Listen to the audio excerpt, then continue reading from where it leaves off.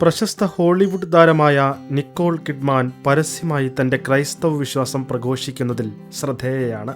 എന്നാൽ ഏതാനും വർഷങ്ങൾക്ക് മുൻപ് ഒരഭിമുഖത്തിൽ കിഡ്മാൻ പറഞ്ഞ ഒരു സംഭവമാണ് ഇപ്പോൾ വലിയ ചർച്ചകൾക്ക് വഴിവെച്ചിരിക്കുന്നത്. ഞാനൊരു സന്യാസിനിയാകാൻ ആഗ്രഹിച്ചിരുന്നു എന്നായിരുന്നു കിഡ്മാൻ അന്ന് പറഞ്ഞത്. ഒരു ഐറിഷ് കത്തോലിക്ക കുടുംബത്തിൽ വളർന്ന കിഡ്മാൻ ചെറുപ്പം മുതൽ തന്നെ വിശ്വാസം തന്റെ ജീവിതത്തിന്റെ ഒരു പ്രധാന ഘടകമായി തന്നെ കണക്കാക്കിയിരുന്നു. കുട്ടിക്കാലത്ത് തന്നെ സന്യാസിനിമാർ ഇവരുടെ വിശ്വാസ ജീവിതത്തിൽ വലിയ സ്വാധീനവും ചെലുത്തിയിരുന്നു. കൗമാരത്തിലെത്തിയപ്പോൾ കിഡ്മാൻ വിശ്വാസ ജീവിതത്തിൽ നിന്നും കുറേയധികം കാലം അകന്നുപോയി.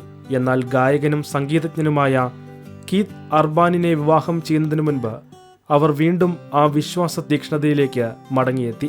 വിവാഹശേഷവും അതിന് യാതൊരു മാറ്റവും ഉണ്ടായില്ല. മുമ്പൊരിക്കൽ നൽകിയ ഒരു അഭിമുഖത്തിൽ മുടങ്ങാതെ വിശുദ്ധ ബലിയിൽ പങ്കെടുക്കാറുണ്ടെന്നും കുമ്പസാരിക്കാറുണ്ടെന്നും തന്റെ വിശ്വാസം മക്കൾക്കും പകർന്നു നൽകാറുണ്ടെന്നും കിഡ്മാൻ വെളിപ്പെടുത്തിയിരുന്നു.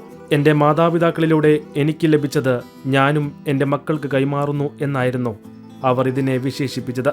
ഒരു കന്യാസ്ത്രീയാകാൻ ഞാൻ ആഗ്രഹിച്ചിരുന്നു, പക്ഷേ ആ വഴിയിലേക്ക് പോകാൻ എനിക്ക് സാധിച്ചില്ല, കിഡ്മാൻ പറയുന്നു. ഇവരുടെ വിശ്വാസ തീക്ഷ്ണതയെ മാതൃകയാക്കാമെങ്കിലും അവരുടെ ചില പ്രവർത്തനങ്ങൾ സഭയുടെ പഠനങ്ങൾക്ക് വിരുദ്ധമായിട്ടുണ്ട്.